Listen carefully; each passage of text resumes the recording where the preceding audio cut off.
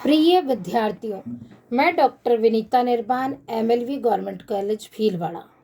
विद्यार्थियों, पूर्व के व्याख्यान में हमने स्थैतिक अर्थशास्त्र के अर्थ एवं विभिन्न प्रकारों के बारे में अध्ययन किया। आज हम उसी कड़ी में स्थैतिक अर्थशास्त्र के क्षेत्र एवं महत्व का अध्ययन करेंगे।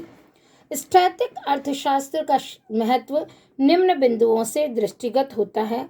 ए, व्यष्टिपरक स्थैतिक साम्य, माइक्रो स्थैतिक इक्विलिब्रियम। इसके अंतर्गत एक चर पूर्ति मात्रा, मांग मात्रा तथा मूल्य एक ही समय बिंदु व्यष्टिपरक दृष्टिकोण से परिवर्तनशील हो सकता है, जबकि समष्टिपरक दृष्टिकोण से स्थिर होगा। व्यक्तिगत परिवर्तनों का प्रभाव व्यापक परिवर्तनों या समूह में दिखाई नहीं देता है।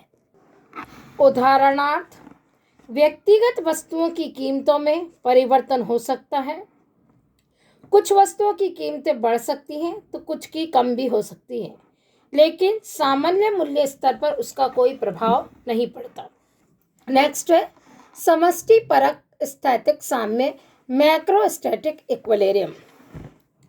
इसमें संपूर्ण अर्थव्यवस्था का अध्ययन किया जाता है। इस संबंध में प्रोफेसर कीन्स ने कहा है कि इसका उपयोग संपूर्ण रोजगार एवं राष्ट्रीय आय स्तर आदि के नए संतुलन के निर्धारण के लिए किया जाता है। नेक्स्ट है तुलनात्मक स्थैतिक साम्य, कंपैरेटिव स्थैटिक इक्विलिब्रियम। तुलनात्मक स्थैतिक साम्य, कंपैरेटिव स्थैटिक इक्विलिब्रियम। इसके अंतर्गत स्थैतिक तथा प्रायोगिक विश्लेषण की मध्य की अध्ययन विधि का अध्ययन किया जाता है, जिसके अंतर्गत केवल प्रारंभिक अवस्था की तुलना अंतिम साम्य अवस्था से, जो कि परिवर्तनों के फलस्वरूप अंततः प्राप्त होती है, की जाती है।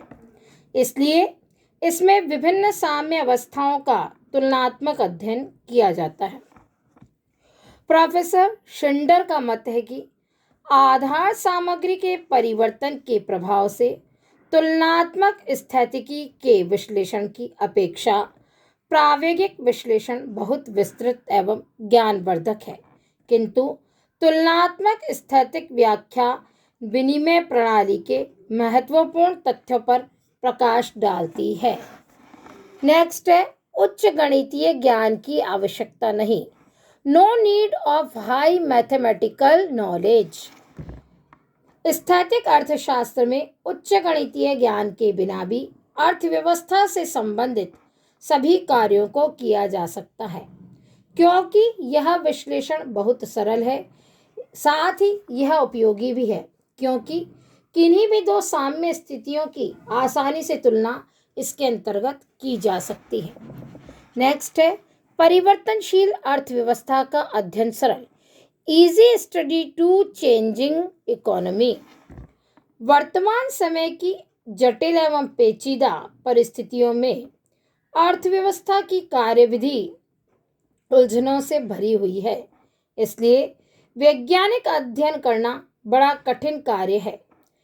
ऐसी दशा में स्थैतिक अर्थव्यवस्था का या विधि का के द्वारा ही सहायता ली जा सकती है। परिणाम स्वरूप गतिशील अर्थव्यवस्था का अध्ययन प्रायोगिक अर्थव्यवस्थाओं की छोटी छोटी स्थैतिक अर्थव्यवस्थाओं में तोड़ देने से सुविधाजनक हो जाता है। इसके विषय में प्रोफेसर जे.के. मेहता ने कहा है, प्रायोगिक अर्थशास्त्र स्थैतिक अर्थशास्त्र का लगातार टीका है, अतः स्थैतिक अर्थशास्त्र के नियम प्रायोगिक अर्थशास्त्र में लागू किए जाने चाहिए तथा स्थैतिक अर्थशास्त्र में कुछ बातों को यथा स्थिर मान लेने से, अर्थात if terms and conditions are equal मान लेने से बड़ी समस्याओं का अध्ययन बहुत आसान हो जाता है।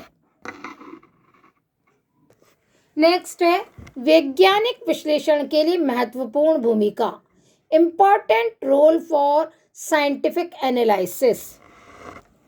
स्थैतिक अर्थशास्त्र आर्थिक समस्याओं के समाधान में गणित का प्रयोग ही नहीं करती, वरन अर्थशास्त्र के वैज्ञानिक विश्लेषण में भी इसकी अत्यंत महत्वपूर्ण भूमिका है। वास्तव में स्थिर एवं गतिशील दोनों विधियों से निकाले गए निष्कर्ष सत्यता के निकट होते हैं। अतः यह कहा जा सकता है कि अर्थशास्त्र की अधिकांश विषय सामग्री स्थैतिक अर्थशास्त्र के अंतर्गत आती है। फलस्वरूप इस अर्थशास्त्र का महत्व और भी बढ़ जाता है। उदाहरण के लिए स्वतंत्र व्यापार, मूल्य एवं उत्पादन निर्धारण के सिद्धांत और अंतर्राष्ट्रीय व्यापार आदि। यही नहीं, तुलनात्मक लागत का सिद्धांत, सीमांत उपयोगिता ह्रास नियम, व्यापार चक्र संबंधी सिद्धांत एवं एकाधिकारी मूल्य निर्धारण के सिद्धांत भी इसी पर आधारित है। स्थैतिक अर्थशास्त्र के क्षेत्र के अंतर्गत ये सभी सिद्धांत आते हैं। नेक्स्ट है स्थैतिक अर्थशास्त्र की सीमाएं एवं दोष, लिमिटेशंस ऑफ स्टैटिक इकोनॉमी। स्थैतिक अर्थशास्त्र के महत्व और उसकी उपयोगिता को अर्थशास्त्री मुख्य रूप से स्वीकार करते हैं, परंतु इसकी कुछ सीमाएं एवं दोष भी हैं, जिन्हें हम निम्न शीर्षकों में बता सकते हैं। ए है अव्यवहारिक धारणा, इम्प्रैक्टिकल कॉन्सेप्ट। स्थैतिक अर्थशास्त्र का वास्तविक जगत में कोई महत्व नहीं है, क्योंकि वास्तविक जगत तो परिवर्तनशील है और समय समय और स्थान स्थान में परिवर्तन होते रहते हैं। अतः स्थिर अर्थशास्त्र की धारणा कोरी कल्पना मात्र है।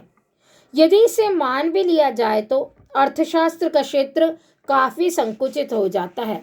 अतः यह धारणा अव्यवहारिक है। नेक्स्ट है वैज्ञानिक अध्ययन को अवैज्ञानिक मानना।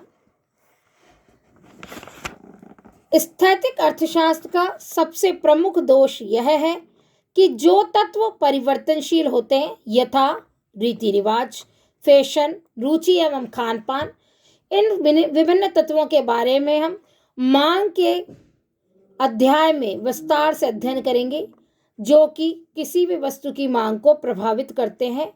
इन सभी तथ्यों को स्थैतिक अर्थशास्त्र ने स्थिर मान लिया है। ये व्यवहारिक जीवन में कभी भी स्थिर नहीं रह सकते। इस प्रकार की बातों को मानकर स्थैतिक अर्थशास्त्र के वैज्ञानिक अध्ययन को अवैज्ञानिक माना है। नेक्स्ट है अवास्तविक एवं अव्यवहारिक मान्यताएं। वास्तव में स्थैतिक अर्थशास्त्र की मुख्य मान्यताएं हैं पूर्णतः गतिशील, पूर्ण प्रतियोगिता, अनिश्चितता की अनुपस्थिति, जनसंख्या का निश्चित आकार आदि। ये मान्यताएं अवास्तविक एवं व्यवहारिक है, जिनका वास्तविक अर्थशास्त्र में और जीवन में कोई विशेष महत्व नहीं होता है। इस प्रकार यह कहा जा सकता है कि स्थैतिक अर्थशास्त्र अनेक कारणों से महत्वपूर्ण होते हुए भी उसकी अनेक सीमाएं एवं दोष हैं। अगले व्याख्यान में हम प्रायोगिक या गतिशील अर्थशास्त्र का अध्ययन एवं उसके प्रकार के बारे में अध्ययन करेंगे।